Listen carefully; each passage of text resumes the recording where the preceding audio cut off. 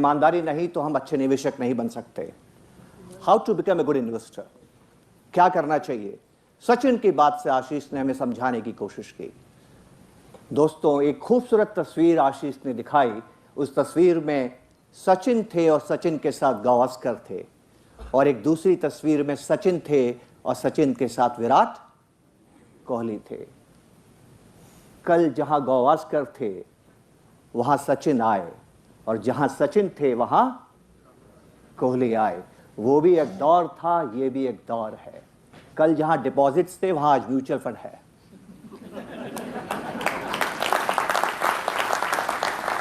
आपका staple investment, आपका मुख्य इन्वेस्टमेंट, आपका जरूरी इन्वेस्टमेंट, जिसके बिना आपका पोर्टफोलियो अधूरा है दोस्तों, वो म्यूचुअल फंड है।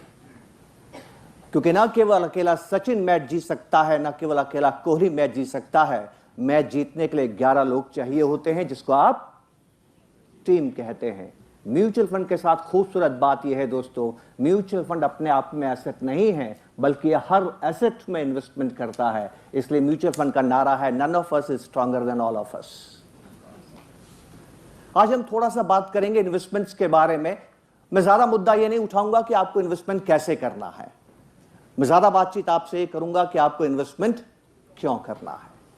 जब तक क्यों समझ में नहीं आता है तब तक विश्वास नहीं होता है, जब तक विश्वास नहीं होता है डिसिप्लिन नहीं आता है, और जैसा आशीष ने कहा कि जब तक डिसिप्लिन नहीं है कामयाबी नहीं आती है। दोस्तों, मैं आप सभी का एहतराम करता हूं, स्वागत करता हूं दोस्तों इस सभा में, जहां पर हम बात करेंगे, प्रवचन नहीं करेंगे। कारण क्या है? कारण यह है कि इकोनॉमिक्स विज्ञान नहीं है। दुनिया में कोई आपको बता नहीं सकता कि ये कीजिए तो ये होगा, ऐसा होता ही नहीं है। ये विज्ञान में ही ऐसा होता है कि आप ऐसे करें तो इस तरह से आपको कामयाबी मिलेगी। कारण क्या है दोस्तों? कारण यह है कि हम सभी अलग अलग हैं। हमारे जैसा व्यक्ति दुनिया में दूसरा कोई नहीं है। इसलिए जब भी आप निवेश करें तो आपको यह ध्यान रखना होगा कि आप दूसरे की नकल न करें, यह बहुत जरूरी है। और इंसान फंडामेंटली स्पीकिंग बेसिकली आलसी होता है दोस्तों। हम ज्यादा मेहनत नहीं करते हैं, और मेहनत से बचने के लिए हम क्या करते हैं? हम जानने की कोशिश करते हैं कि पड़ोसी ने निवेश कहां किया है, दोस्त ने निवेश कहां किया है, अच्छा प्रोडक्ट कौन सा है, मुझे सबसे अच्छी स्कीम बताइए, मैं वहां पर निवेश करूंगा। इन तमाम मुद्दों पे देखिए मैं आपसे बात करूंगा। मुझे देव योग से, ईश्वर की कृपा से ज्ञान प्राप्त हुआ जो मैं आपके साथ बांटना चाहता हूं। क्या है इकोनॉमिक्स की चुनौतियां? मुझे जीवन में एक बार जापान जाने का मौका मिला, और जब मैं जापान गया तो मैंने क्या अनुभव किया वहां पे कि मुझे बच्चे नजर नहीं आए। मैं जानना चाहा कि वहां बच्चे इतने कम क्यों हैं, तो मुझे मालूम चला कि जापानी समाज एक ऐसा समाज है जहां पर दुनिया में सबसे कम बच्चे पैदा होते हैं। मुझे घोर आश्चर्य हुआ कि इतने कम बच्चे क्यों पैदा होते हैं। मैं वहां पर एक फंड मैनेजर से मुलाकात की, सुमी ट्रस्ट में वो काम करते थे। उन्होंने कहा कि यहाँ पर बच्चे इसलिए कम है क्योंकि 54% जापानियों ने, जिनकी उम्र 18 से 34 साल है, उन्होंने विवाह नहीं किया है, शादी नहीं की है। कारण पूछा कि यहाँ के यंग शादी क्यों नहीं करते हैं, तो बताया गया जापान के अंदर आर्थिक प्रगति थम गई है, विकास नहीं हो रहा है, नौकरियां नहीं मिलती हैं, और मिलती है तो अच्छी नौकरियां नहीं मिलती हैं। Japanese society is a very conservative society. They don't have kids out of wedlock, unlike West. इसलिए वहां बच्चे नहीं हैं। तो अगर किसी यंग जापानी का आपको कहीं मिलता है एयरपोर्ट पे और उससे आप बात करें कि भैया तुम शादीशुदा हो, तो 54% चांस है कि वो कहेगा मैं शादीशुदा नहीं हूं, और 70% चांस इस बात का है कि वो आपसे कहेगा कि मेरे बच्चे नहीं हैं। और अगर आपसे पूछेंगे कि आपके बच्चे क्यों नहीं हैं, तो शायद उसका जवाब ये होगा कि मेरा बच्चा इसलिए नहीं है क्योंकि मेरे पास नौकरी नहीं है या अच्छी नौकरी नहीं है। मैं लौट के हिंदुस्तान आया दोस्तों, छोटे शहर में रहता हूं, तो एयरपोर्ट से बाहर निकला ट्रेन पकड़ने के लिए। मेरे ट्रेन के आने में वक्त था, मैं थोड़ा इंतजार करने लगा। इंतजार करते करते टहलने लगा। मुझे एक दूर एक परिवार बैठा नजर आया। जब उनके पास से मैं गुजरा तो मुझे अपने कानों में मेरी मातृभाषा सुनाई दी। मुझे लगा ये मेरे स्थान के लोग हैं। मैं उनकी तरफ आकर्षित हुआ, उनसे बात करने लगा। देखा उस परिवार में 5 बच्चे थे। देखने में वो परिवार गरीब नजर आया। बातचीत के बाद जब मैं थोड़ा उनके साथ में इनफॉर्मल हो गया तो मैंने उनसे सवाल पूछा, तुम्हारे इतने ये बच्चे कौन हैं? तो वो व्यक्ति बोलता है ये मेरे बच्चे हैं। ध्यान से मैंने उसको देखा, उसकी उम्र मुझे 35 साल नजर आई। 35 साल की उम्र में तुम्हारे 5 बच्चे? हिंदुस्तान में तो आजकल घरों में 1 या 2 बच्चे होते हैं, तुम्हारे 5 बच्चे कैसे हो गए? उसने मेरी तरफ देखा, मेरी आंखों में देखा, बहुत ही शौक के साथ में मुझे जवाब दिया, साहब मेरे 5 बच्चे इसलिए हैं क्योंकि मेरे पास नौकरी नहीं है।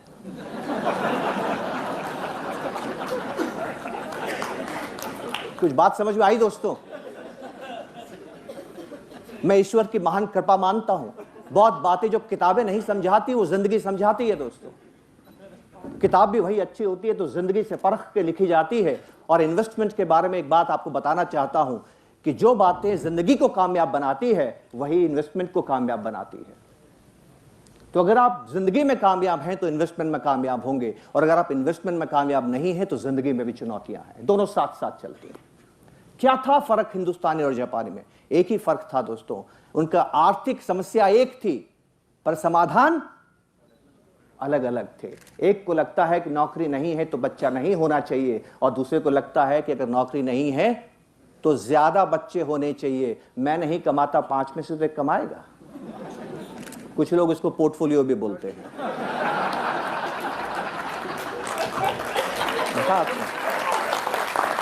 बहुत जरूरी।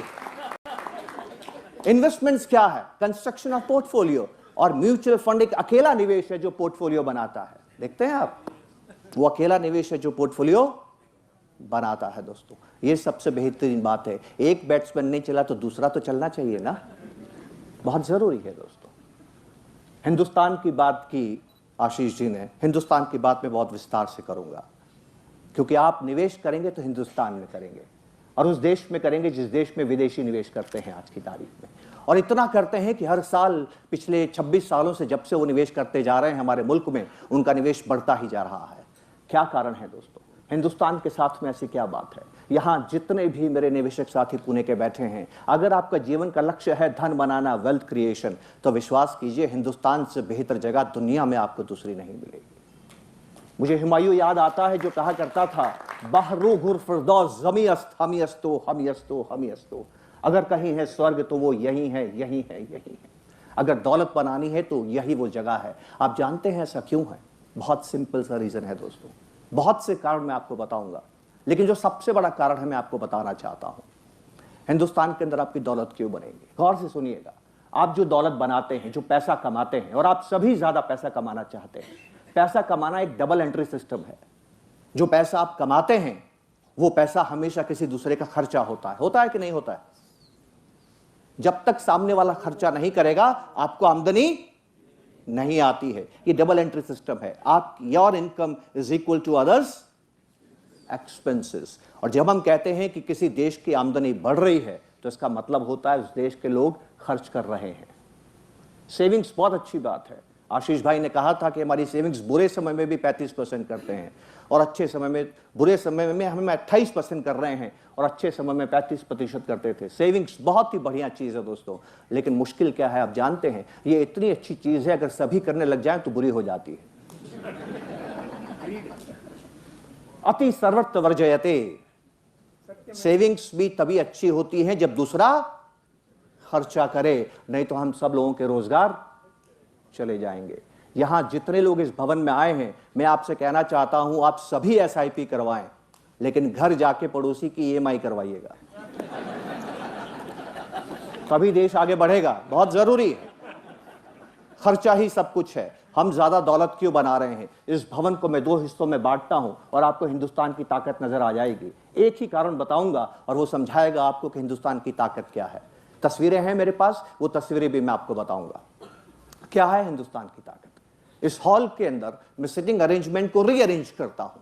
यहां पर उन लोगों को बैठाता हूं जिनकी उम्र 25 साल से ज्यादा है। यहां पर मैं उन लोगों को बैठाता हूं जिनकी उम्र 25 साल से कम है। अब आप पूछेंगे 25 साल तुमने क्यों लिया? कारण है दोस्तों, 2 सप्ताह पहले खबर आई है कि हिंदुस्तान की पूरी आबादी की जो एवरेज आयु है वो है 25 साल।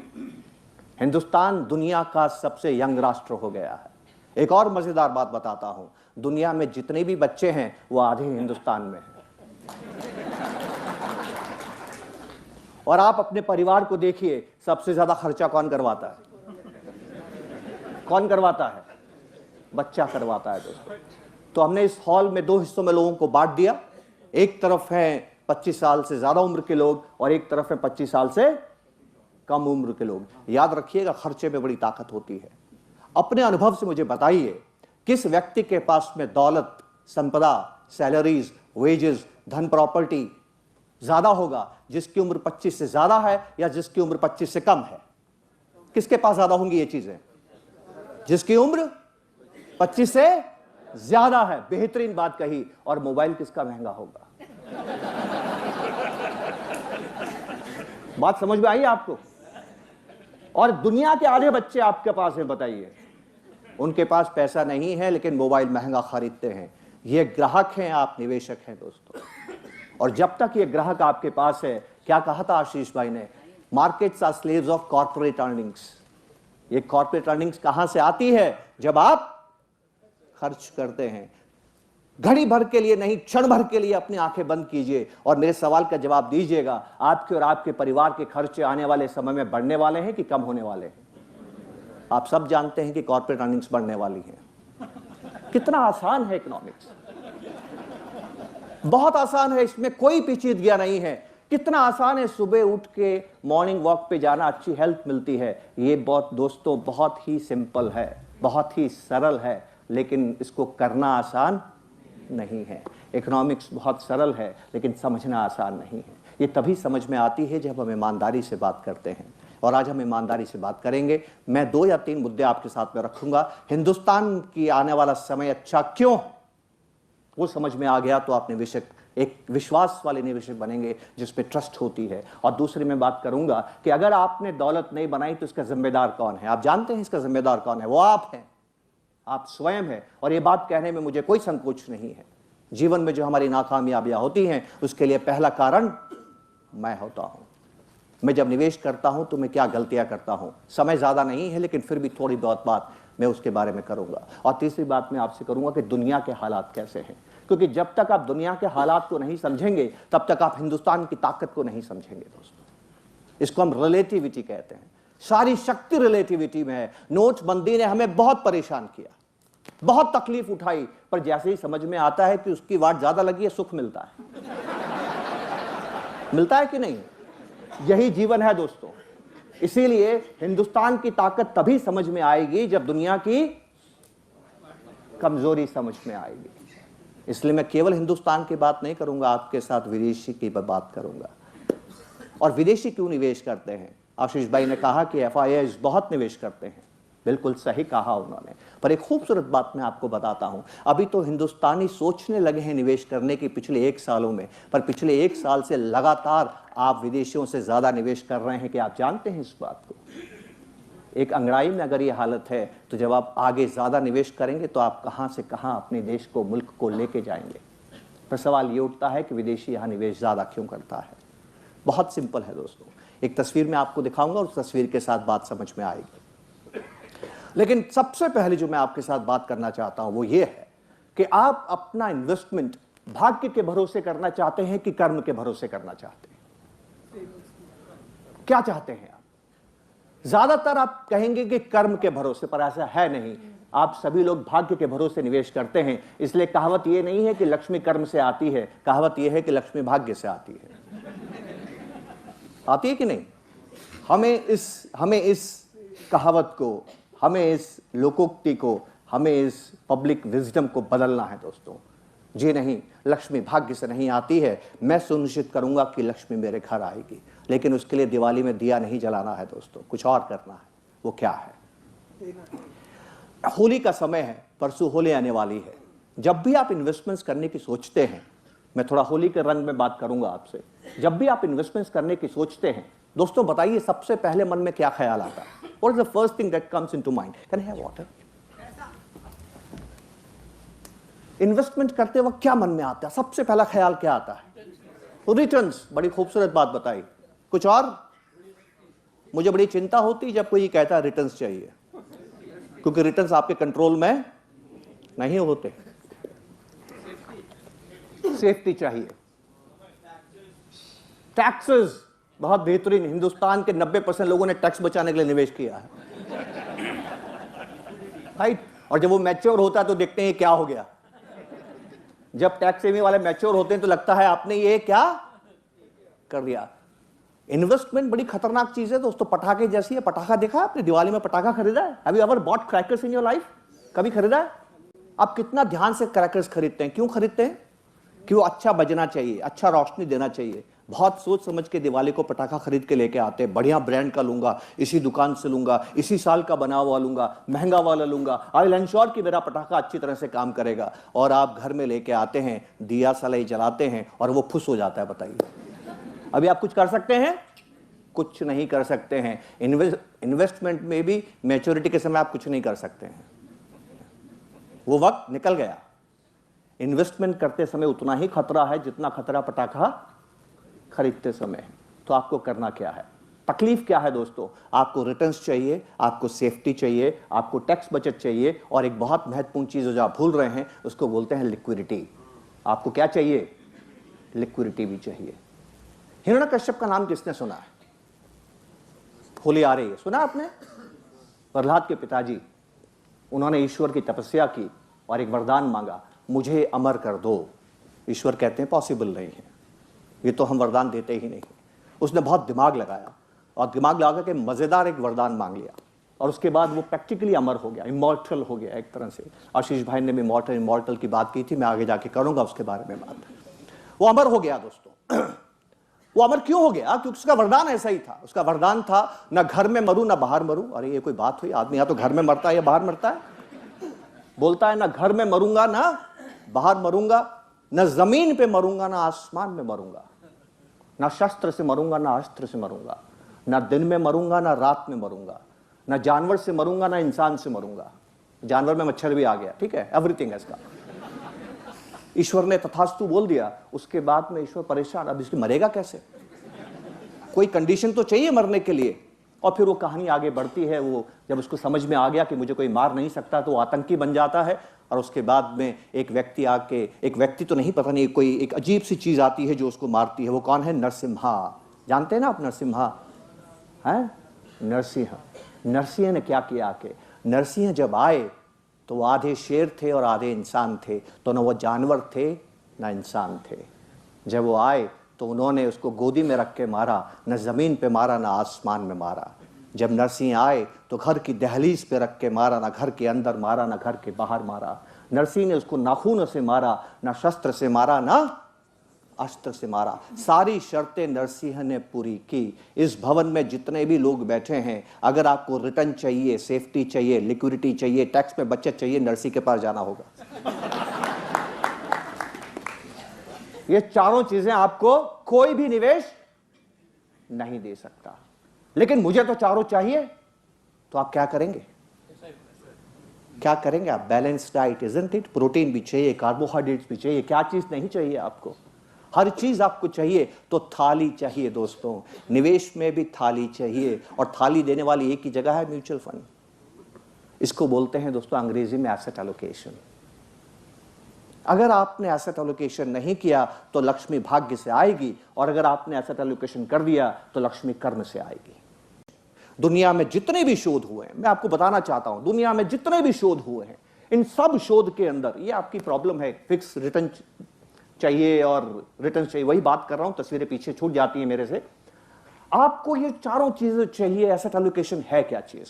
हम सबसे पहले समझते हैं कि एसेट एलोकेशन क्या है और इसको कैसे किया जाता है। अमूमन हम इसको नहीं करते हैं क्योंकि ये बहुत बोरिंग प्रक्रिया है, और जीवन में हम कोई भी काम नहीं करते हैं कि जो बहुत बोरिंग है। जब आशीष ने कहा कि सचिन इतना बढ़िया खिलाड़ी है, तो वो बढ़िया खिलाड़ी कब बना दोस्तों? जब वो घर में भी आंटी के साथ क्रिकेट खेलता था। इतनी मेहनत जो उसने पीछे की है, क्या वो हमें नजर आती है? और वो मेहनत कितनी बोरिंग होगी, सोचिए इसके बारे में। निवेश में भी कुछ ऐसा ही होता है। क्या है एसेट एलोकेशन? कैसे होता है? इसका समझने का पहली शर्त यह है कि आपको यह मालूम होना चाहिए कि आप पैसा क्यों चाहते हैं। तो मेरा सवाल सुनिएगा दोस्तों, ईमानदारी की आपने शपथ ली है, ईमानदारी से जवाब देंगे। आपको पैसा क्यों चाहिए? इस्तेमाल करने के लिए कि संग्रह करने के लिए? You want money to use और टू एक्यूमुलेट? To use. पक्का? लॉक कर दूं? ठीक है। अब मेरी बात सुनिएगा, मैंने कहीं इस बात को सुना है, ऐसी ही किसी मीटिंग में एक वक्ता आए थे, उनसे मैंने सुना। आंकड़ा मैंने अपनी तरफ शोध नहीं किया क्योंकि मैंने उन पर विश्वास किया। आप चाहें तो शोध करके पता कर सकते हैं। पीपीएफ नाम का एक अकाउंट होता है जो बहुत लोकप्रिय है, आपने भी किया होगा। करते हैं आप? क्योंकि वो टैक्स बचाता है, राइट? तो हम पीपीएफ अकाउंट में पैसा निवेश करते हैं, जमा करते हैं। हर अकाउंट में पैसा निवेश किया जाता है और बाद में निकाला जाता है। ध्यान से मेरी बात सुनिएगा, आज तक हिंदुस्तान के जितने भी पीपीएफ अकाउंट से पैसा निकाला गया है, देखा यह गया है कि 73% केसेस में वो पैसा नॉमिनी ने निकाला है।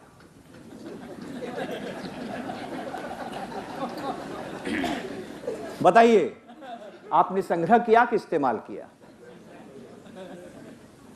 मेरी चुनौती है आपको, आप में से ज्यादातर लोग ये नहीं जानते हैं कि आपको पैसा क्यों चाहिए। आपको सिर्फ पैसा चाहिए। जब उसका इस्तेमाल नहीं मालूम, आपको अगर ये नहीं मालूम कि आप पैसा इस्तेमाल कब करेंगे, तो आपको ये समझ में नहीं आएगा कि कब करेंगे। और जब आपको ये समझ में नहीं आएगा कि कब करेंगे, तो ये समझ में नहीं आएगा कि इन्वेस्टमेंट कहां करेंगे। बैठे बैठे ये विचार मुझे आया क्योंकि आशीष भाई ने एक साइकिल की तस्वीर दिखाई थी। क्या दिखाना चाहते थे आशीष उसमें? आशीष ये कहना चाहते थे कि पड़ोस में दोस्त से मिलने जाते हैं तो आप पैदल जाते हैं, सब्जी मंडी में सब्जी खरीदने के लिए पास में जाते हैं तो साइकिल लेके जाते हैं, दूर बाजार में खरीदने जाते हैं तो बाइक लेके जाते हैं, पुणे से बाहर मुंबई में जाते हैं तो कार लेके जाते हैं, और पुणे से अगर दिल्ली जाते हैं तो ट्रेन से जाते हैं, और पुणे से अगर लंदन जाते हैं तो विमान से जाते हैं। देख रहे हैं आपके साधन बदल रहे हैं। क्यों साधन बदल रहे हैं? क्योंकि दूरी बदल रही है। आपको कहां जाना है यह तय करता है कि कौन सा साधन इस्तेमाल करेंगे। पर आपने जीवन में प्रश्न तो पूछा ही नहीं कि मुझे पैसे से करना क्या है। तो एक दिन का पैसा भी डिपॉजिट में है, महीने का पैसा भी डिपॉजिट में है, 6 महीने का भी डिपॉजिट में है, साल का भी डिपॉजिट में है, 5 साल का भी डिपॉजिट में है, 15 साल का भी डिपॉजिट में है कि नहीं? बताइए आप। 79% पैसा आपका डिपॉजिट्स में है, क्योंकि आपने ये तय नहीं किया कि आपको पैसे से करना क्या है। क्यों है ऐसा? क्यों ऐसा होता है? क्योंकि हमें मालूम ही नहीं है दोस्तों कि मुझे चाहिए क्या। डेन यरिल नाम के एक मनोवैज्ञानिक है, चिकित्सक भी हैं, स्टैनफोर्ड यूनिवर्सिटी के डीन हैं, बहुत शानदार बात कहते हैं। उनकी बात मुझे बहुत अच्छी लगती है, और वो ये कहते हैं कि उन्हें किताब लिखी है प्रेडिक्टेबली रैशनल, उसमें ये कहते हैं कि honestly speaking humans are dishonest. Honestly speaking humans are dishonest. लेकिन इंसान समझदार होता है, उसको ये समझ में आ गया है दोस्तों कि अगर वो बेईमानी करेगा तो रिश्ते बिगड़ जाएंगे, इसलिए आप बेईमानी नहीं करते हैं, बेईमानी से दूर रहते हैं। पर बेईमानी तो हमारे खून में है, बेईमानी तो करनी है, तो हम किससे करते हैं? खुद से करते हैं। और जब आप खुद से बेईमानी करते हैं तो निवेश समझ में नहीं आता है। The first thing to understand asset allocation, the key is understand yourself. Understand yourself, this is the first key. और दूसरा है what you are going to do with your savings. ये जो दूसरा कारण है, ये दो चीजें अगर आपने कर ली, मेरा पॉइंटर इस पे आता नहीं है, ये दो चीजें अगर आपने कर ली, आप दुनिया का वो काम कर पाएंगे जो ये कहता है कि 94% आपकी कामयाबी हो जाएगी आपके इन्वेस्टमेंट्स में। ये दो काम आप कैसे करते हैं? इसी को एसेट एलोकेशन कहते हैं। करना क्या है आपको? बहुत छोटा सा काम करना है दोस्तों। एक दिन सुबह संडे के दिन बैठिए, ये बहुत बोरिंग काम है लेकिन कीजिएगा। एक संडे के दिन बैठिए और कागज पे लिखिए कि आपके पास कितना पैसा है।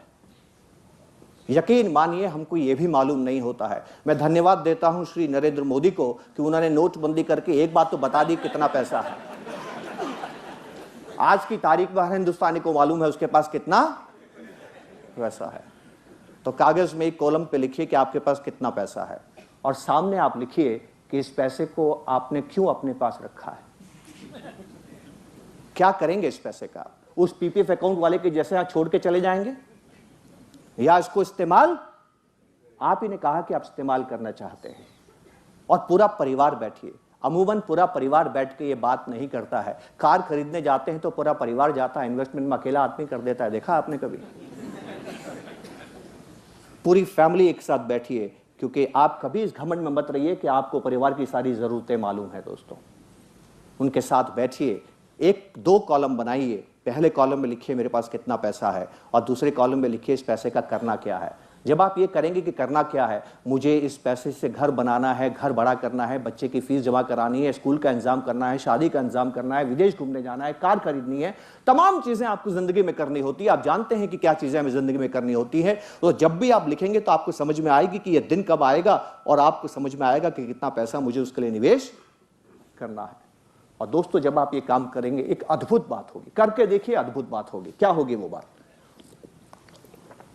वो बात दोस्तों ये होगी कि जब आप लिखेंगे कि इतना पैसा मुझे 6 महीने के बाद चाहिए, इतना पैसा मुझे साल भर के बाद चाहिए, इतना पैसा 5 साल के बाद चाहिए, इतना पैसा 15 साल के बाद चाहिए, उस 100 रुपए में से 5, 10, 15, 20 रुपए ऐसे निकल के आएंगे जो आज की तारीख में कितनी ही मगजमारी करें, कितना ही विचार करें, समझ में नहीं आएगा कि इसको मैं इस्तेमाल कब करूंगा और कैसे करूंगा। ये आज आपको समझ में नहीं आएगा। बस यही पैसा आपको ढूंढना है। अगर आपने अपने पैसे में से वो पैसा ढूंढ लिया जो आपको मालूम नहीं है कि मैं कब इस्तेमाल करूंगा, यही पैसा दौलत बनाता है। ध्यान से सुनिए, जो पैसा इस्तेमाल नहीं होता है वो दौलत बनाता है, जो पैसा इस्तेमाल होता है वो तो खर्च हो जाता है।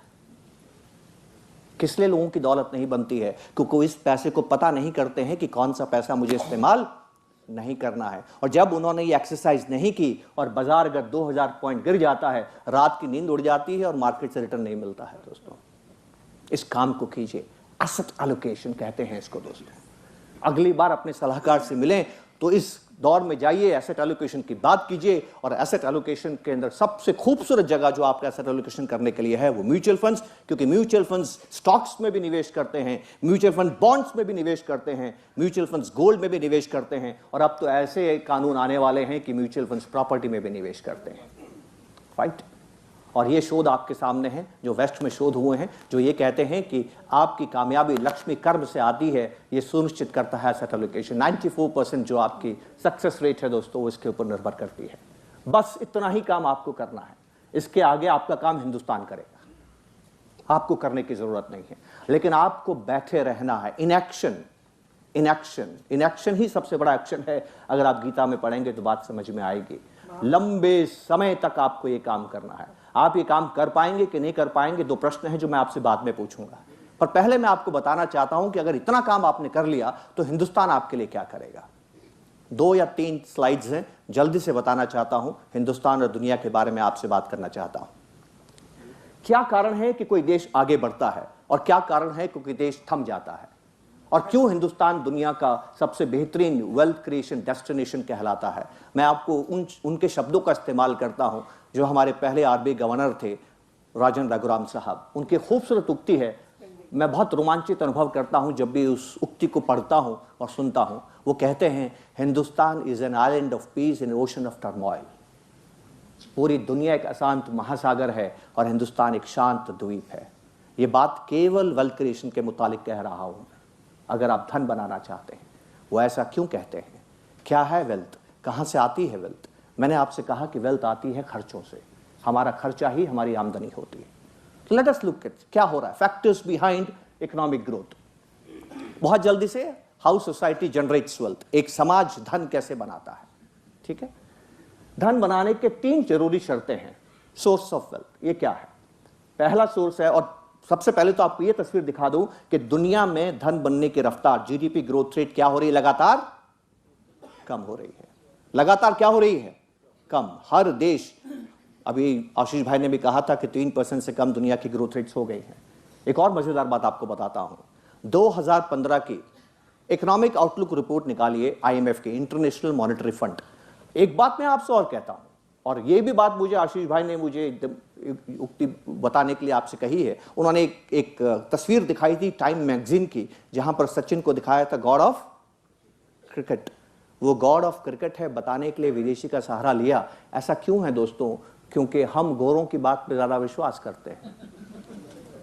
तो ये तस्वीरें जो मैं आपको दिखा रहा हूं सब गोरों की बनाई है, मेरी बनाई नहीं है, याद रखिएगा। तो you can believe them, right? तो ये गोरे की तस्वीर आप देखिए, गोरा क्या कहता है कि दुनिया की जो ग्रोथ रेट है वो लगातार कम हो रही है, और ये कब हो रहा है? जब हिंदुस्तान की बढ़ रही है। ये तस्वीर मेरे जीवन की सबसे सुखदाई तस्वीर है दोस्तों।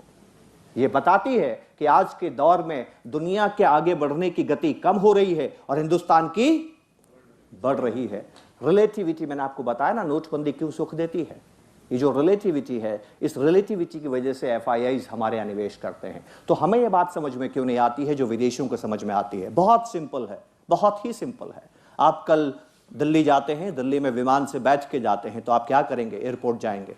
अर्ली मॉर्निंग फ्लाइट है, 5:30 बजे की फ्लाइट है, तो 4:30 बजे आप एयरपोर्ट जाएंगे। 1 घंटा पहले घर में टैक्सी को बुलाएंगे, टैक्सी में बैठ के जाएंगे। तो आप क्या करते हैं जानते हैं? टैक्सी वाला क्या करता है? सड़कें खाली है, 4:30 बजे का समय है, तेजी से टैक्सी को चलाता है, आप घबरा जाते हैं उसकी तेजी को देख के और आप उसको कहते हैं भैया धीरे हो जा। 100 की स्पीड, 110 की स्पीड तो बहुत ज्यादा होती है, उस स्पीड पे आप घबराते हैं और उसको कहते हैं कि भैया धीरे हो जा।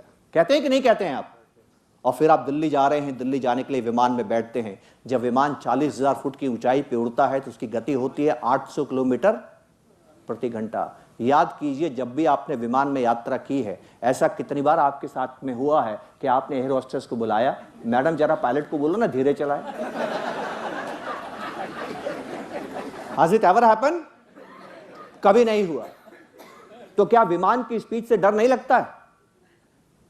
जी हां, विमान की स्पीड से डर नहीं लगता है। आप जानते हैं विमान की स्पीड से डर क्यों नहीं लगता है? क्योंकि स्पीड समझ में ही नहीं आती है। स्पीड समझ में ही नहीं आती है। याद कीजिए वो दिन जब आप पहली बार विमान में बैठे थे, याद है वो दिन?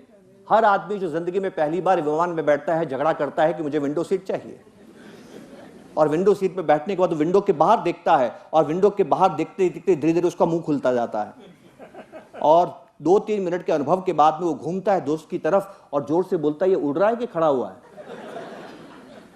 You never feel speed of aeroplane. क्यों? क्योंकि दूसरा नजर नहीं आता। Theory of relativity. जमीन पे स्पीड समझ में क्यों आती है? क्योंकि दूसरा नजर आता है। विमान में स्पीड समझ में नहीं आती क्योंकि दूसरा नजर नहीं आता, और जब स्पीड समझ में नहीं आती तो डर नहीं लगता। दोस्तों, विदेशी हिंदुस्तान में निवेश क्यों करता है और हिंदुस्तानी निवेश करने से क्यों डरता है? क्योंकि विदेशी खुद को देखता है और हमको देखता है, लेकिन हम तो दुनिया को देख ही नहीं रहे हैं। हमारे मन में तो अभी भी दुनिया के बारे में यह है कि वो गोरे हैं, हम पे राज किया है। जी नहीं, गोरे बहुत पीछे छूट चुके हैं। अभी अभी शशि थरूर साहब का इंटरव्यू देखा था ना आपने? देख रहे थे कि नहीं देख रहे थे? इसलिए मैं दुनिया की बात करना चाहता हूं आपसे, दुनिया में क्या हो रहा है। 3 कारण है जिसकी वजह से ये तस्वीर बनी है। ये तस्वीर क्या है? ये तस्वीर बताती है कि दुनिया की ग्रोथ रेट्स, ये है अमीर देश की ग्रोथ रेट्स कम हो रही है, यह है हिंदुस्तान, इसकी ग्रोथ रेट्स बढ़ रही हैं। इसलिए दुनिया वाले हिंदुस्तान में आते हैं। क्या कारण है इसके? इसके 3 कारण हैं दोस्तों, ध्यान से देखिएगा। पहला कारण, इंक्रीज इन पॉपुलेशन। पैसा बढ़ने की पहली शर्त होती है कि वहां आबादी बढ़नी चाहिए। अगर आबादी नहीं बढ़ेगी तो पैसा नहीं बढ़ेगा, क्योंकि आबादी जब बढ़ती है तो उम्र कम होती है दोस्तों, उम्र कम होती है। दुनिया भर के अंदर सबसे अमीर देश कौन से थे? आशीष भाई ने एक तस्वीर दिखाई थी। 1700 सदी तक हिंदुस्तान थे और चीन थे, क्योंकि उनके पास आबादी ज्यादा थी।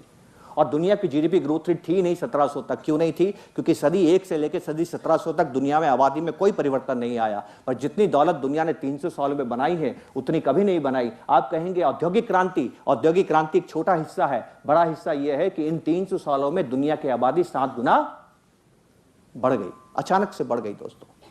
तो आबादी बढ़ने से क्या होता है?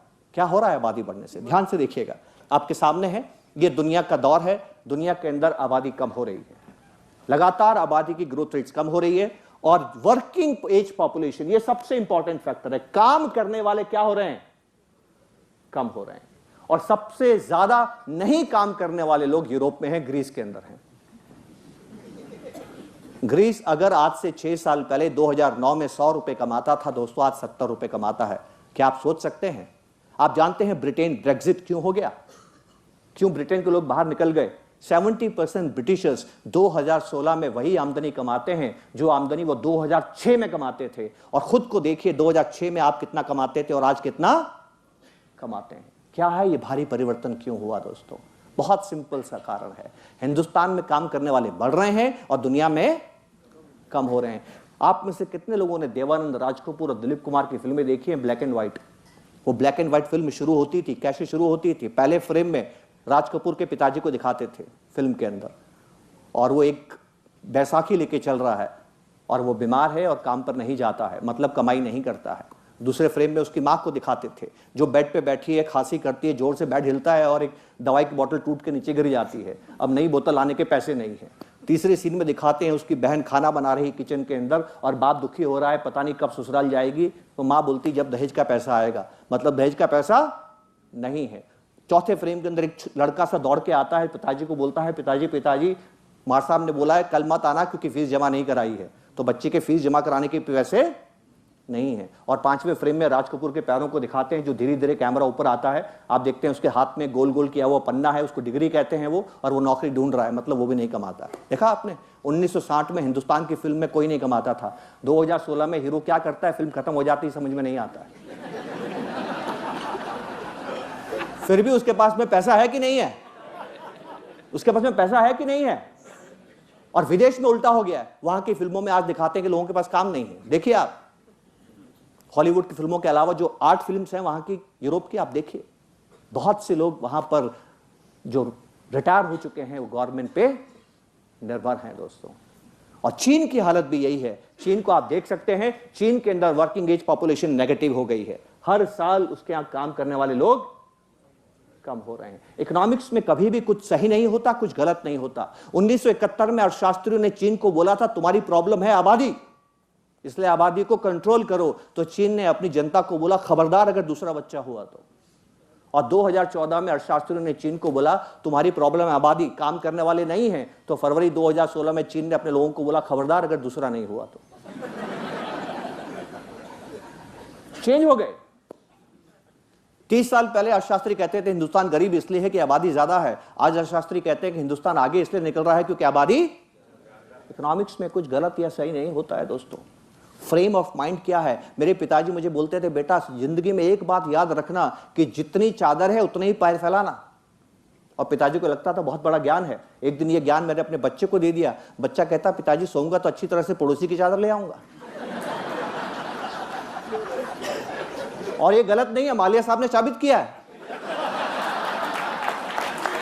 ये गलत नहीं है। क्रेडिट, किसी भी इकोनॉमिक डेवलपमेंट में क्रेडिट बहुत ही जरूरी होता है। जब आशीष कहते हैं कि यूएस का क्रेडिट 110% ऑफ जीडीपी है, बुरी बात है। पर जब वही आंकड़ा हिंदुस्तान का 8% देखता हूं क्रेडिट कार्ड्स का, तो वो भी बुरी बात है दोस्तों। यावत जीवेत सुखम जीवेत रम कृत्वा कृतम पिबेत। जिंदगी बार बार नहीं आती है दोस्तों, सुख से जीना चाहिए। और सुख तभी मिलता है जब खर्च करते हैं कि नहीं। दौलत भी क्यों चाहिए, खर्च करने के लिए चाहिए ना। तो इन्वेस्टमेंट में एसेट एलोकेशन इस तरह से करें कि पैसा आए भी और जाए भी, तभी जिंदगी का सुख है, संग्रह में सुख नहीं है दोस्तों। वो बहुत इंपॉर्टेंट बात है। तो आप देखिए क्या हो रहा है दुनिया में, इंक्रीज इन पॉपुलेशन। इस तस्वीर को ध्यान से देख लीजिए। यह तस्वीर हिंदुस्तान की ताकत है और उतनी ही बड़ी कमजोरी भी है। न्यू लेबर फोर्स बाय 2030, ये दुनिया की लेबर फोर्स है। फिर कहता हूं गोरे की बनाई तस्वीर है, मेरी बनाई नहीं है, ठीक है।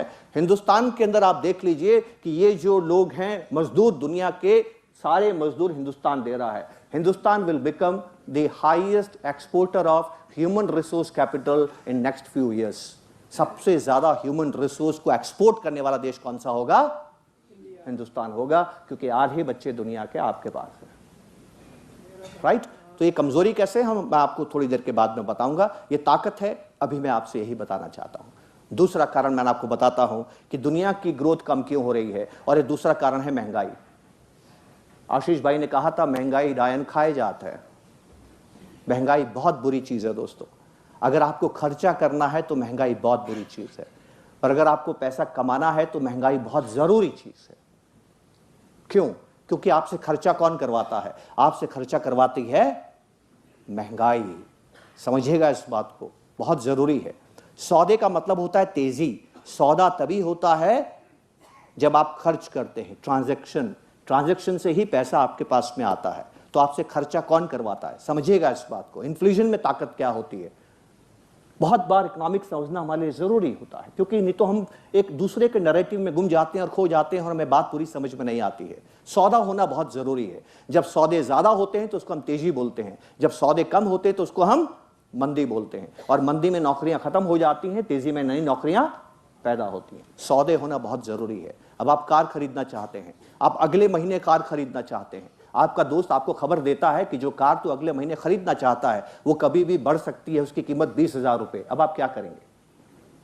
क्या करेंगे आप तुरंत खरीद लेंगे। क्यों तुरंत खरीद लेंगे? क्योंकि अगर आप आज नहीं खरीदेंगे तो अगले महीने 20,000 रुपए ज्यादा देने होंगे। मैडम 2 किलो कांदा खरीदती है 20 रुपए किलो, वेंडर बोलता है मैडम 25 रुपए। मैडम कहती है पिछले संडे तो 20 रुपया था। वो कहता है मैडम आज 25 रुपए है, अगले संडे 40 हो जाएगा। अब मैडम क्या करेगी? मैडम 2 किलो नहीं लेगी, 5 किलो लेगी। और आप कार खरीदने शोरूम में पहुंच चुके हैं, कार खरीद रहे हैं, पैसा देने वाले हैं, उसी वक्त दोस्त का फोन आता है, कहां है आप? कहते हैं दोस्त को कार खरीदने आया हूं। कि खरीद ली क्या? कि नहीं। पेमेंट हो गया? कि नहीं बस करने वाला हूं। तो दोस्त कहता है कि जो कार तू खरीद रहा है अगले महीने इसकी कीमत 20,000 कम हो जाएगी, अब आप क्या करेंगे? रुक जाएंगे। तो सौदे क्यों बढ़ते हैं? क्योंकि आपके मन में महंगाई का डर होता है। जब आपके मन में यह महंगाई का डर होता है कि प्लॉट आज नहीं खरीदूंगा, कल महंगा मिलेगा, तभी आप प्लॉट खरीदते हैं, तभी आप फ्लैट खरीदते हैं, तभी आप कपड़ा खरीदते हैं। कोई भी चीज सिवाय खाना खाने के हर चीज आप तभी खरीदते हैं जब मन में ये भावना होती है कि इसकी कीमत बढ़ेगी। दोस्तों, ईश्वर से प्रार्थना कीजिए कि आपके मन में कभी यह भावना नहीं आए कि इसकी कीमत कम होगी। क्या होता है जब कीमतें कम होती है? दुनिया की तकलीफ क्या है? दुनिया की तकलीफ है कि पिछले 30 सालों में दुनिया का इन्फ्लेशन लगातार कम हो रहा है। 3 बड़े मुल्क अमेरिका, यूरोप और जापान पिछले 8 सालों से क्या कोशिश कर रहे हैं कि उनके मुल्क में महंगाई बढ़े। और हमारा मुल्क देखिए कितना किस्मत वाला है, हम उसको काबू में रखते हैं। इतनी ज्यादा है हमारे पास, बहुत जरूरी है महंगाई। तीसरा कारण मैं आपको बताता हूं, और ये अद्भुत कारण है, इस कारण पे आपको विश्वास नहीं होगा, और ये कारण है प्रोडक्टिविटी ग्रोथ। आपका मजदूर की क्षमता कैसी है उत्पादन करने की? आपके मजदूर में कितनी क्षमता है उत्पादन करने की? उस देश का विकास ज्यादा होता है जहां पर मजदूर का अच्छा काम करने की क्षमता बढ़ती है। एक तस्वीर देखिएगा ध्यान से, मजेदार तस्वीर है, और ये तस्वीर है यूएनओ की, अगेन गोरों की बनाई तस्वीर है। सारे मुल्क मैंने लिखे हैं, बड़े मुल्क, France, Germany, Japan, UK, USA, China, India. यहां के मजदूरों का उत्पादन बढ़ाने की क्षमता 2001-2007 में कैसी थी? उत्पादन बढ़ाने की क्षमता 2009 और 2014 में कैसी थी?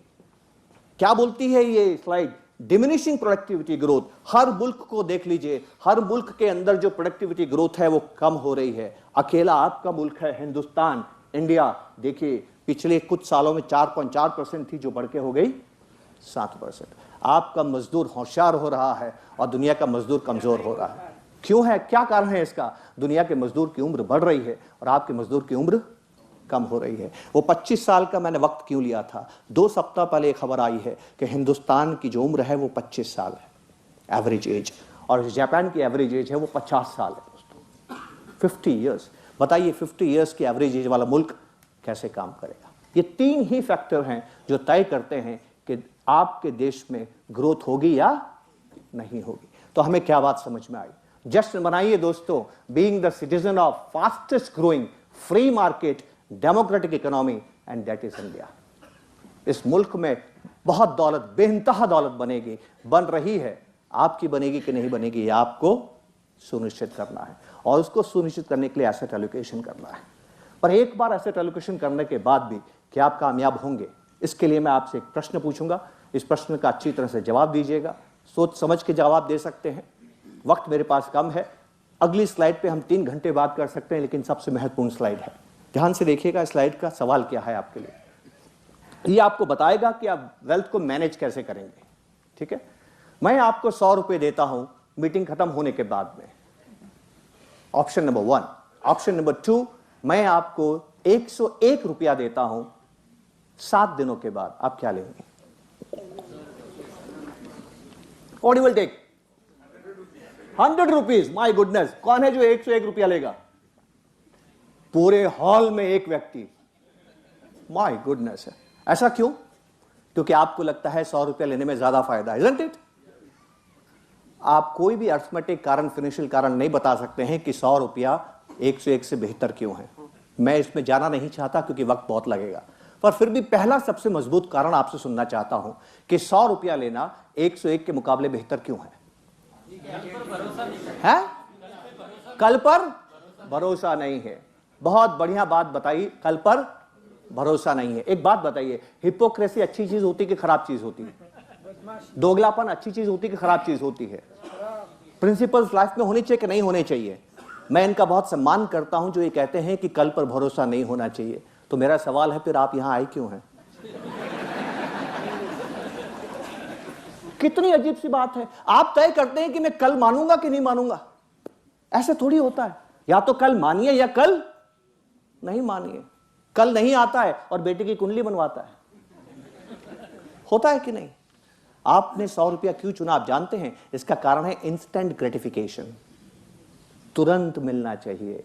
और आपके इन्वेस्टमेंट में सबसे इंपॉर्टेंट चीज होती है रोल ऑफ टाइम। दोस्तों, आप टाइम देना नहीं चाहते हैं और इन्वेस्टमेंट आपसे टाइम मांगता है, आप देने को तैयार नहीं है। इस एक स्लाइड पे मैं आपसे 3 घंटे बात कर सकता हूं, और ये एक स्लाइड हमें जितना इन्वेस्टमेंट सिखाती है दुनिया की कोई चीज नहीं सिखाती है। आप जानते हैं आपने क्या ठोकर मारा है? 7 दिन में 101 रुपया, 7 दिन में 100 रुपए पे 1 रुपया, मतलब 48% रिटर्न ठोकर मार दिया आपने। और आप कहते हैं आप इन्वेस्टर बनना चाहते हैं। क्यों किया आपने ऐसा? Instant gratification. एक मनोवैज्ञानिक है वॉल्टर मिशेल, वो जानना चाहते थे कि कुछ लोग कामयाब क्यों होते हैं। तो किसी ने उनको कहा कि लोग कामयाब इसलिए होते हैं कि उनमें पेशेंस होता है, धैर्य होता है। रामायण में सबसे बड़ा गुण धैर्य माना गया है, ठीक है। तो उन्होंने शोध किया 2 से 6 साल के बच्चों को इकट्ठा किया। यूट्यूब पे आप देख सकते हैं, इसको बोलते हैं मार्शमेलो एक्सपेरिमेंट। और ये एक्सपेरिमेंट 40 सालों तक चला। उन्होंने 2 से 6 साल के बच्चों को एकत्र किया, एवरेज एज हो गई 4 इयर्स, और उन सब बच्चों को कैबिन में इकट्ठा किया, अकेले अकेले बिठाया और इंतजार किया जब तक उनको भूख ना लगे। अब बच्चे भूखे हैं, बच्चों से भूख सहन नहीं होती है। एक एक्सपेरिमेंटर उनके पास में आता है और उनको मिठाई का टुकड़ा देता है। बेटे, ये मिठाई खा सकते हो। बच्चा खाने लगता है, रोकता है, मैं ये मिठाई दे के तुम जा रहा हूं, थोड़ी देर के बाद मैं वापस आऊंगा, और मैंने देखा कि तब तक अगर तुमने मिठाई नहीं खाई तो तुम्हें डबल दी जाएगी। बात समझ में आई दोस्तों? तुरंत खाता है तो उतनी मिठाई है, और एक्सपेरिमेंटर के वापस आने तक इंतजार करता है तो डबल है। तुरंत खाता है तो एफडी का रिटर्न है, इंतजार करता है तो इक्विटी का रिटर्न है, ठीक है। लेकिन दोनों में फर्क क्या है? दोनों में फर्क यह है कि एफडी आपको बता देती है कितना रिटर्न मिलेगा, इक्विटी नहीं बताती है कितना मिलेगा। इसी तरह से एक्सपेरिमेंटर ने यह नहीं बताया कि वो कब वापस आएगा। तो अब 2 तरह के बच्चे होते हैं, एक बच्चा जो तुरंत मिठाई खाता है कि पता नहीं आएगा कि नहीं आएगा, और दूसरा बच्चा इंतजार करता है। लेकिन जो बच्चा इंतजार करता है उसमें एक बहुत बड़ी चीज है विश्वास, और दूसरी चीज है रिस्क। वो क्या रिस्क ले रहा है कि वो जो इन्वेस्टर है वो 1 मिनट में आएगा, एक्सपेरिमेंटर है वो 1 मिनट में आएगा, 5 मिनट में आएगा या 10 मिनट में आएगा, ये उसको मालूम नहीं है। तो इक्विटीज आपको 1 दिन में रिटर्न देगी, 5 दिन में देगी, 5 महीने में देगी, 6 महीने में देगी, 5 साल में देगी, बाजार को भी मालूम नहीं है, इंतजार करना पड़ता है। और उन्होंने नोट कर लिया कौन बच्चा जल्दी खाता है और कौन बच्चा नहीं खाता है। हर बच्चे का नोट किया, उसकी फाइल खुल गई, और 40 साल तक बच्चों का जीवन फॉलो किया। इस एक्सपेरिमेंट में क्या देखा उनकी टीम ने? 40 साल के बाद उन्होंने शोध का रिप्लाई दिया कि जिन बच्चों ने मिठाई नहीं खाई वो जिंदगी में ज्यादा कामयाब थे। लेकिन मैसेज में आपको ये नहीं देने आया हूं, मैसेज ये देने आया हूं कि जिस बच्चे ने मिठाई नहीं खाई, डिलेड ग्रेटिफिकेशन, वो कामयाब क्यों था, वो कामयाब हुआ कैसे? तो वीडियो देखिए। उस वीडियो के अंदर देखा गया कि वो बच्चा कामयाब कैसे हुआ। सबसे बड़ा रीजन क्या था उसके कामयाब होने का? उसके कामयाब होने के 2 रीजन थे। पहला रीजन तो ट्रस्ट, कि हां मुझे डबल मिठाई मिल सकती है, और दूसरा रीजन ज्यादा मजबूत, टेबल पे मेज पर मिठाई रखी है, बच्चा मिठाई को देख रहा है, जिस बच्चे ने खाया वो मिठाई को देख रहा है, जिस बच्चे ने नहीं खाया उसने क्या किया, वो कुर्सी से उठ गया, मेज से दूर चला गया, मिठाई अगर यहां है तो यहां आ गया, इधर देखता है उधर देखता है, खेलता है कूदता है, पर मिठाई को नहीं देखता है। और गलती से मिठाई दिख जाती है तो ऐसे हो जाता है कि मुझे मिठाई को नहीं देखना है, क्योंकि देखने से भी लालच आता है। तो उसने क्या किया? डोंट वॉच, उसने मिठाई को नहीं देखा। आप में से जो भी इन्वेस्टर्स पीरियडिकली बार बार एनएवी देखते हैं, रिटर्न कभी नहीं कमाएंगे। रिटर्न कमाने से क्या होता है? आपको वक्त देना होता है और बार बार नहीं देखना है। और बार बार देखने के लिए आपको मजबूर कौन करता है? TV. Watching TV daily basis पे is injurious to your wealth. TV देखना आपको छोड़ना होगा। इस पे भी रिसर्च किया एक साइकोलॉजिस्ट ने, एमआईटी के प्रोफेसर हैं, जाके घर पढ़िएगा, यूट्यूब में डालिए Paul Anderson, MIT professor, dean of psychology, 1985-1989। 4 साल तक उन्होंने शोध किया और ये साबित किया कि जो खबरें नहीं देखता है उसका रिटर्न ज्यादा अच्छा होता है। दोस्तों, टीवी तो आए हुए 75 साल हुए, 1925 में जॉन बेयर्ड ने बनाई थी, पर टीवी के आने से पहले अंग्रेजी में कहावत थी, और वो कहावत थी, no news is a good news. No news is a good news. समझिए इस बात को कि न्यूज आपके साथ में क्या करती है। जल्दी से एक उदाहरण देता हूं आपके साथ न्यूज क्या करती है। न्यूज आपके सफर को कैसे परेशान करती है। आप अपने परिवार के साथ रेस्टोरेंट में खाना खाने के लिए जाते हैं कि नहीं जाते हैं? 10 मिनट हम और बात कर सकते हैं, वी हैव 10 more minutes। आप रेस्टोरेंट में खाना खाने जाते हैं परिवार के साथ? जाते हैं कि नहीं जाते हैं? क्यों जाते हैं? लक्ष्य क्या है? एम क्या है? Why you go? Quality time, blissful, enjoyment, that's great. किसने कहा चेंज? वो चेंज के लिए जाते हैं। मेरी शादी को 18 साल हो गए, बताए क्या करूं। आप एंजॉयमेंट के लिए जाते हैं, तो जब आप घर से निकलते हैं तो आपको मालूम होता है कि बाहर खाना खाने जाएंगे तो एंजॉय करेंगे, इज़न्ट इट? परिवार वाले भी खुश होते हैं, बहुत खुश होते कि नहीं होते हैं? और घर से निकलते वक्त भी आपको मालूम होता है कि आप खर्चा करेंगे, तो आप खर्चा करने के लिए तैयार होते हैं। आप रेस्टोरेंट में खाना खाने के लिए गए, ज्वाइंट फैमिली है, बड़ी फैमिली है, खाना खाने गए तो बिल भी बड़ा आएगा, और आपने इटालियन खाना खाना है क्योंकि इटालियन खाना आप घर में नहीं बनाते हैं, और आप रेस्टोरेंट में गए, आप पिज़्ज़ा मंगवाते हैं। दूसरा मेंबर बोलता है पिज़्ज़ा बहुत महंगा है, पिछली बार कितना ज़्यादा बिल आया था, 500 रुपये का एक पिज़्ज़ा होता है यार।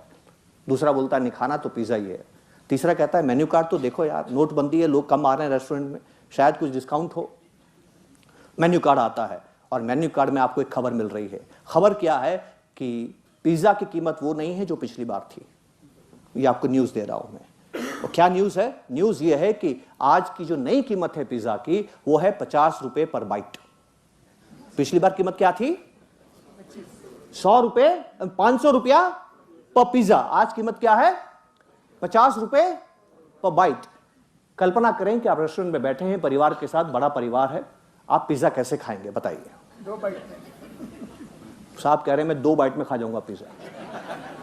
मतलब क्या हुआ? क्या मतलब हुआ? बड़ा बाइट लेंगे।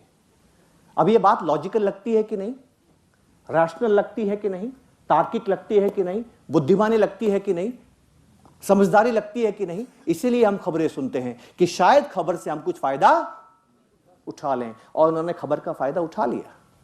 इन्होंने 500 रुपए का पिज्जा 100 रुपए में खा लिया। अभी पिज्जा खा के रेस्टोरेंट से बाहर आते हैं, आपने शपथ ली है ईमानदारी से बात करेंगे। दोस्तों मेरा सवाल सुनिएगा, आपने भोजन कर लिया, क्या भोजन करने में आनंद आया? हाँ या ना? तो आप गए किस लिए थे? आपका लक्ष्य क्या था? आनंद। वो आपने प्राप्त? तो आपने क्या देखा? खबर ने आपको क्या किया? खबर ने आपको आपके गोल से, आपके लक्ष्य से भटका दिया। आपका पोर्टफोलियो गोल बेस्ड ना होकर न्यूज बेस्ड हो गया। देख रहे हैं आप? और इसका महान परिणाम क्या आता है? पिछले हिंदुस्तान की मैं बात करता हूं, और यही मेरी चिंता है, इसलिए मैंने आपसे सवाल पूछा था इंस्टेंट ग्रेटिफिकेशन वाला। यह है म्यूचुअल फंड्स का काम, यह है म्यूचुअल फंड्स का काम। पिछले 20 सालों के अंदर क्रिसिल ये कहता है, जो कि रेटिंग एजेंसी है, क्रिसिल कह रहा है, म्यूचुअल फंड नहीं कहता है, 108 स्कीम का एवरेज परफॉर्मेंस है। अगर आपने अप्रैल 2097 में 1000 रुपया डाला है दोस्तों, तो आज वो 42,000 रुपए है, वो भी टैक्स फ्री। कितना बढ़िया रिटर्न है। पर दुख की बात बताऊं, म्यूचुअल फंड्स ने रिटर्न दिया है, लेकिन कितने लोगों ने कमाया है? 2% लोगों ने।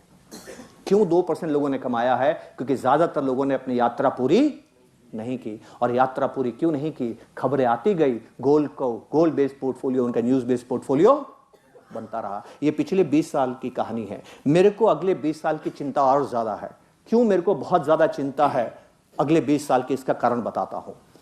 हमारे हिंदुस्तान के एक बहुत ही समझदार और बहुत कामयाब और बहुत बड़े उद्योगपति हैं, जिनका नाम है मुकेश अंबानी साहब। मुकेश अंबानी साहब एक क्रांति लेके आए हिंदुस्तान के अंदर, और वो क्रांति ये लेके आए हैं कि उन्होंने रिकॉर्ड बनाया है दुनिया में सबसे कम समय में सबसे ज्यादा कनेक्शंस देने के, इंटरनेट देने के। और सबसे मजेदार बात यह है दोस्तों कि उन्होंने क्या किया है? उन्होंने स्मार्टफोन के जरिए आपके जेब में टीवी डाल दिए, वो भी फोकट। तो मेरी चिंता क्या है? पिछले 20 साल में जब आपको टीवी देखने के लिए ड्राइंग रूम में जाना पड़ता था, इंतजार करना पड़ता था, वो टीवी आप जेब में लेके घूमते हैं। बताइए, अब आपके लिए अपने इन्वेस्टमेंट में टिके रहना कितना मुश्किल हो गया। आने वाला समय आपके लिए और भी चुनौतीपूर्ण है, और इस चुनौती से बचने का एक मार्ग आपको बताता हूं। वो क्या है? ये तस्वीर आप देखिएगा। आपने जवाब क्या दिया था? 100 रुपया मीटिंग खत्म होने के बाद में आप लेंगे। अब मैं आपको एक दूसरा प्रश्न कहता हूं, और इस प्रश्न को आप देखिए। मैं आपको 100 रुपए दूंगा 100 दिनों के बाद। कब दूंगा?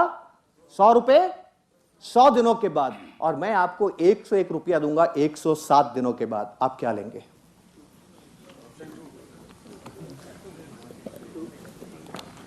क्या लेंगे दोस्तों?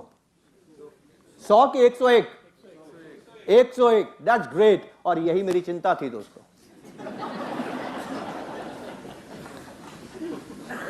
आपको सारी बातें समझनी होंगी। क्या बता रहा हूं मैं आपको? सैल्यूट कीजिए उन साइकोलॉजिस्ट को जो कि इतना घोर रिसर्च करते हैं और हमसे समझाते हैं कि इन्वेस्टमेंट में हमसे क्या गलतियां होती हैं जो हमें बहुत ज्यादा कीमत चुकाने के लिए मजबूर करती हैं। क्या गलती कर रहे हैं आप ध्यान से देखिएगा। आप पोर्टफोलियो में स्थायित्व क्यों नहीं होता है, पेशेंस क्यों नहीं होता है, डिसिप्लिन क्यों नहीं होता है, लंबे समय तक हम क्यों नहीं रुकते हैं, एसआईपीएस क्यों बदलते हैं, एसआईपीएस क्यों बंद करते हैं, एसआईपी क्यों दोबारा शुरू करते हैं। ध्यान से देखिए, आपको क्या बात समझ में आएगी। आप 100 रुपए ले रहे हैं मीटिंग खत्म होने के बाद में, 101 नहीं ले रहे हैं। दोनों में फर्क कितना है? 1 रुपए का। दिनों का फर्क कितना है? 7 डेज। और यहां पर आप 101 रुपया ले रहे हैं, 100 रुपया नहीं ले रहे हैं। 1 रुपए का फर्क है और दिनों का फर्क कितना है? 7 डेज। आपके विचार समय के साथ बदलते हैं। देखा आपने? मैंने समय बदल दिया, आपने विचार बदल दिया। कभी तो आप विश्वास करते हैं कि मुझे रिटर्न मिलेगा और कभी अविश्वास करते हैं कि यहां तो रिटर्न मिल ही नहीं सकता। एसआईपीएस कितनी बंद होती हैं, कितनी शुरू होती हैं दोस्तों। सिर्फ यही तो एक छोटा सा काम करना है दोस्तों। खुद को पहचानिए, इमोशंस को कंट्रोल कीजिए। इमोशंस बड़ी खतरनाक चीज होती है दोस्तों। क्या है हिंदुस्तान के म्यूचुअल फंड? इतने सारे म्यूचुअल फंड्स हैं, सारे म्यूचुअल फंड्स काम करते हैं। आप किसी भी म्यूचुअल फंड में निवेश करते हैं, लेकिन एक छोटी सी गलती हमसे हो जाती है और ये गलती की हमें बहुत भारी कीमत चुकानी पड़ती है। ये गलती क्या है? मैं बहुत जल्दी से, अगर 2 मिनट होंगे तो एक बात नोटबंदी की आपके साथ बात करूंगा और बात खत्म करूंगा अपनी। देखिए क्या गलती होती है, मैं आपको बताता हूं। आपका एडवाइजर बहुत समझदारी के साथ आपको 4 या 5 स्कीम देता है, लेकिन होता क्या है कि आपको जो 5 स्कीमें दी गई है उससे ज्यादा रिटर्न 6ठी स्कीम का आ जाता है जो आपको नहीं दी गई है। अभी आपको क्या लगता है? आपको वहां होना चाहिए लेन चेंजिंग। आप लेन चेंजिंग करते हैं। जिस स्कीम ने पिछले 1 साल में सबसे अच्छा काम किया है, आपको उस स्कीम में जाने की इच्छा होती है कि नहीं होती है? इस कंट्रोल को, इसको आपको कंट्रोल करना पड़ेगा दोस्तों।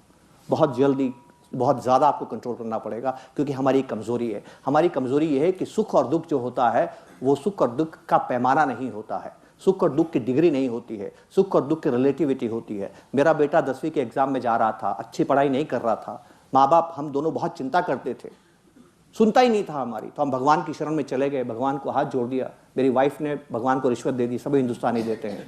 हे ईश्वर, मेरे बच्चे के 80% नंबर आ गए तो मैं गंगा नहाने आऊंगी। गंगा नहाने जाएगी, बताइए 80% नंबर आ गए तो। जिस दिन नतीजा आया दोस्तों, उसके नंबर थे 90%। बताइए हम कितने खुश होंगे।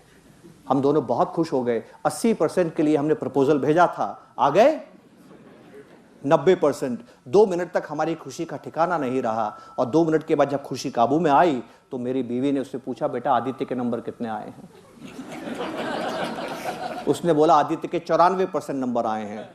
मेरी बीवी का सुनना था कि 94% आदित्य के नंबर आए हैं। मेरी तरफ घूमी, जोर से चिल्लाई, 1000 बार मना किया था इसको मोबाइल मत दिलाओ, अब देखो कितने कम नंबर आए, भुगतो।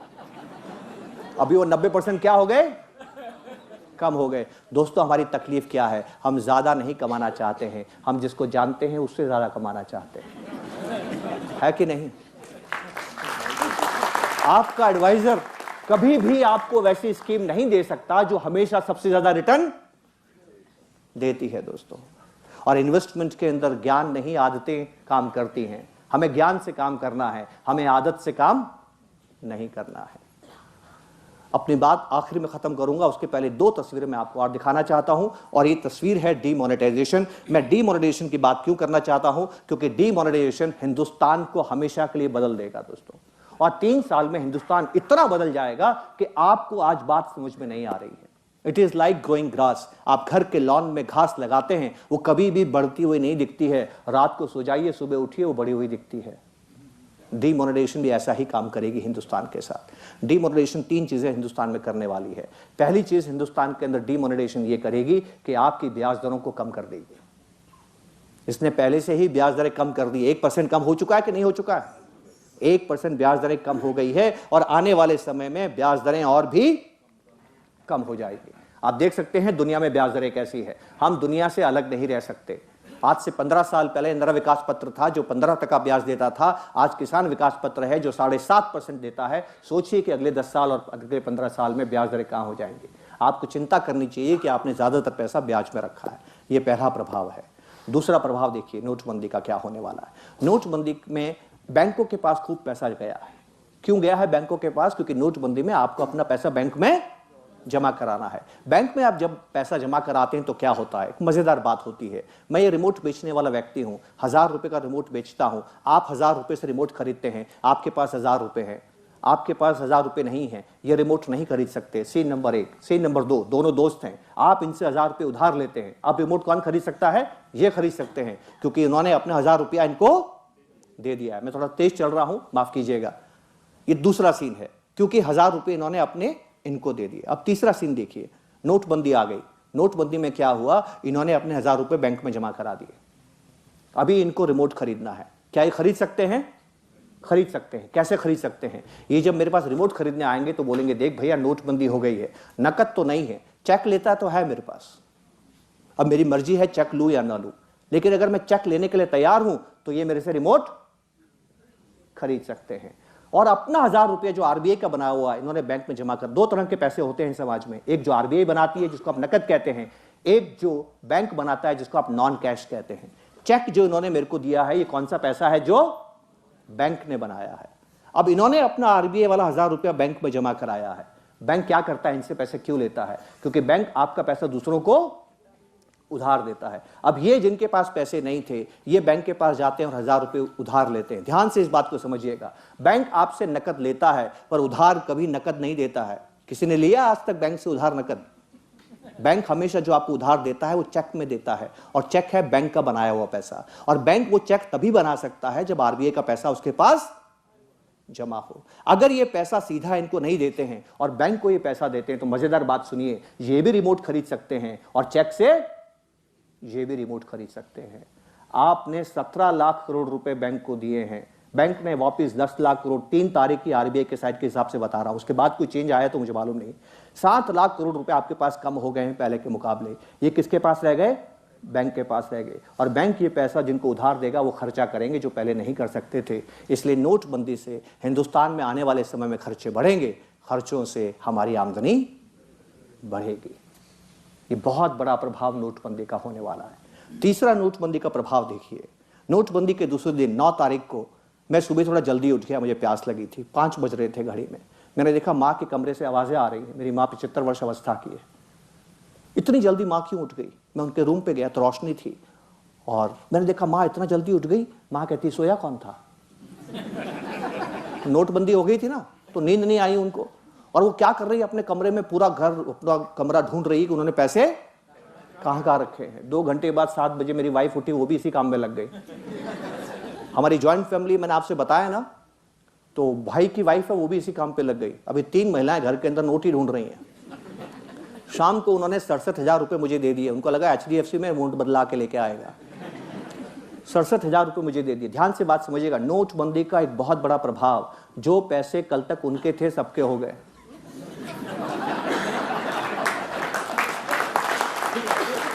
हुए कि नहीं हुए? और जैसे ही मैंने पैसा बैंक को दिया, जो पैसे कल तक मेरे थे देश के हो गए। अगर मैं इस्तेमाल नहीं करूंगा तो देश तो करेगा, तो खर्चे बढ़ने वाले हैं। चौथी चीज समझिएगा, आरबीआई ने जितने पैसे आपसे लिए उतने छाप के वापस आपको दिए नहीं, अभी तक तो नहीं दिए हैं। और अगर आगे नहीं देता है तो आपके रियल एस्टेट में रिटर्न्स कम हो जाएंगे दोस्तों, क्योंकि अनअकाउंटेड मनी जो जाया करती थी वो नहीं जा पाएगी, उतना पैसा कम हो गया है। तो आपके इंटरेस्ट रेट्स कम हो गए, वो एसेट क्लास कमजोर हो गई, एक दूसरी एसेट क्लास भी आपकी कमजोर हो गई। आपको अपना पोर्टफोलियो रिविजिट करना पड़ेगा। और आखिरी प्रभाव और सबसे बड़ा प्रभाव मैं आपको बताना चाहता हूं, ये सबसे इंपॉर्टेंट प्रभाव है दोस्तों। और ये प्रभाव क्या है?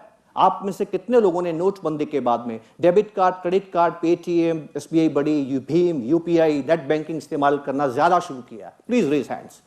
My goodness, look at this. 90% लोगों ने हाथ खड़े कर दिए हैं कि हम कैश की जगह दूसरी चीजें इस्तेमाल कर रहे हैं। अब याद रखिएगा, दुनिया भर में जितने भी लोग हैं जो गरीब हैं वो कैश इस्तेमाल करते हैं। वो कैश इसलिए इस्तेमाल नहीं करते हैं कि वो अनपढ़ हैं, वो कैश इसलिए इस्तेमाल नहीं करते हैं कि उनको समझ नहीं है। दोस्तों, वो कैश क्यों इस्तेमाल करते हैं? समझिए इस बात को। इकोनॉमिक्स क्या कहती है? There is something called pain of separation. आप किसी भी काउंटर पे चले जाइए जहां पर लोग बिल चुकाते हैं, आप वीडियो बनाइए लोगों का, उनकी आंखों में झांकिए। जो आदमी कैश से पेमेंट करता है, कैश से पेमेंट करते वक्त उसकी आंखें ऐसे बताती है जैसे दिल का टुकड़ा टूट के जा रहा है। और जो कार्ड वाला है, वो कार्ड वाला आराम से कार्ड निकालता है और ऐसे ऐसे देखता रहता है। वो तो भैसा पिन, फिर पिन डालता है। उसको दुख होता ही नहीं है, महीने में एक बार होता है बस। इसलिए जो आदमी नॉन कैश का इस्तेमाल करता है उसके खर्चे ज्यादा होते हैं। जितने लोगों ने हाथ खड़े किए हैं, आपके खर्चे 3 साल में बढ़ने वाले हैं। हिंदुस्तान जश्न मनाएगा, उसकी इनकम बढ़ने वाली है।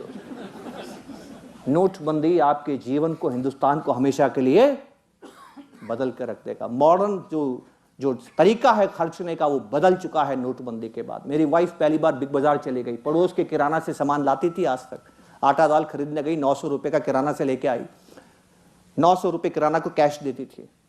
इस बार बिग बाजार चली गई, बिग बाजार वाले ने मौका देखा कि पहली बार कोई महिला आई है हमारे पास जो नहीं आती है, उसने बिल बनाया 900 का, 5% का डिस्काउंट दे दिया।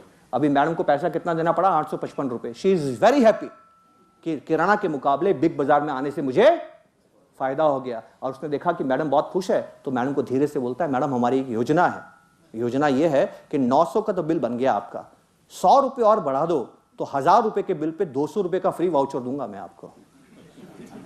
अब मेरी वाइफ आव नताव फट से जो चीज काम की है या नहीं है, 100 रुपए की उठाती है और बिल को 1000 रुपए, क्योंकि 200 की 100 में क्या मिल रहा है? 200 मिल रहा है। लेकिन ये 200 नेक्स्ट विजिट में मिलता है। वो 200 का वाउचर घर लेके आती है, अगले दिन बिना काम के दोबारा बिग बाजार में जाती है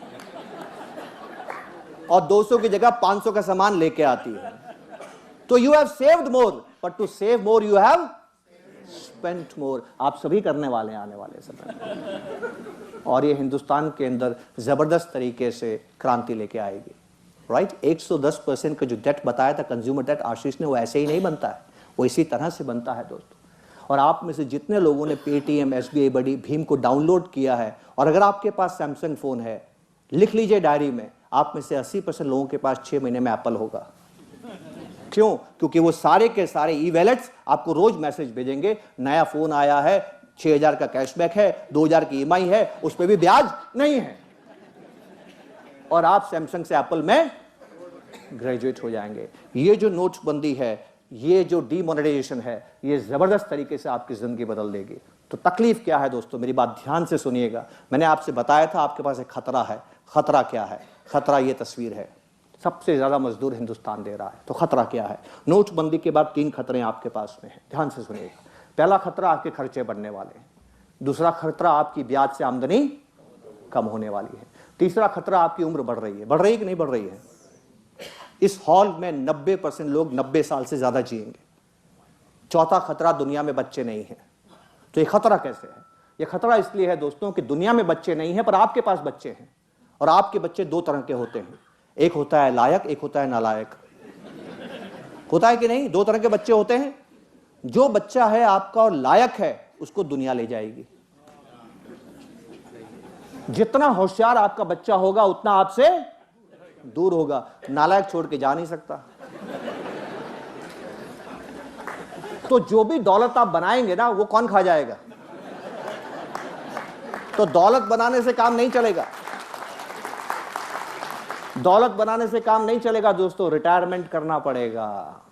रिटायरमेंट अकाउंट बनाइए। दुनिया में रिटायरमेंट अकाउंट नहीं बनाए गए हैं। यूरोप में जाइए, किसी बागीचे में घूमते हुए ओल्ड कपल को पूछिए कि अगर दोबारा जिंदगी जीने का मौका मिले तो आप क्या करेंगे, तो वो कहेंगे कि ईश्वर ने अगर दोबारा जिंदगी जीने का मौका मिला तो रिटायरमेंट अकाउंट जरूर खोलूंगा। ये गलती मत करना दोस्तों। वेल्थ तो क्रिएट कीजिए, पर रिटायरमेंट अकाउंट भी खोलिए। क्यों खोलिए रिटायरमेंट अकाउंट? क्योंकि रिटायरमेंट अकाउंट का पैसा ना आप बच्चों को दे सकते हैं, ना बच्चे आपसे ले सकते हैं। तो वो ताउम्र आपके साथ में चलता है।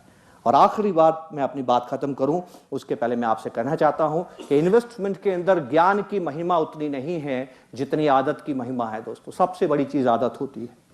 आप वही करते हैं जीवन में काम जो आपकी आदत होती है। आप वो काम नहीं करते हैं जो उसका आपको ज्ञान दिया गया। सबको कहा गया है कि अच्छा खाना खाइए जिसमें फैट कम है, प्रोटीन ज्यादा है। कितने लोग खाते हैं बताइए? हमारे स्नैक्स में भी बोंडा रखा गया था, आलू बोंडा, क्योंकि अगर प्रोटीन की चीज रख देंगे तो आप जाएंगे ही नहीं वहां पे। ठीक है? तो ज्ञान बड़ी चीज नहीं है, आदत बड़ी चीज है। इन्वेस्टमेंट में भी हम इन्वेस्टमेंट वही करते हैं जो हमारी आदत है। महाभारत में एक व्यक्ति है, नाम है युधिष्ठिर, सत्यवादी, इसलिए उसका नाम था धर्मराज। जब भी कोई अच्छा काम करना होता था तो युधिष्ठिर की कस्में खाई जाती थी, उसको धर्मराज कहते थे। उसके जितना ज्ञानी उस पूरे महाभारत में कोई भी नहीं है। लेकिन उसकी एक बुरी आदत थी, और वो आदत थी जुआ खेलने की। और जब वो जुआ खेला तो धर्मराज ने इतना अधर्म किया कि अपनी बीवी को दांव पे लगा दिया। इतना ज्ञानी आदमी और ऐसा गंदा काम क्यों किया? क्योंकि जुआ खेलना उसकी आदत थी। आदत के सामने ज्ञान मजबूर होता है दोस्तों। पर आप जानते हैं उसके साथ ऐसा क्यों हुआ? बहुत सिंपल सा है। पूरी महाभारत पढ़ लीजिए। जब जब पांडव तकलीफ में आए, उन्होंने एक सलाहकार की मदद ली, नाम था कृष्ण। ये अकेला प्रसंग है जहां वो बिना सलाहकार के चला गया।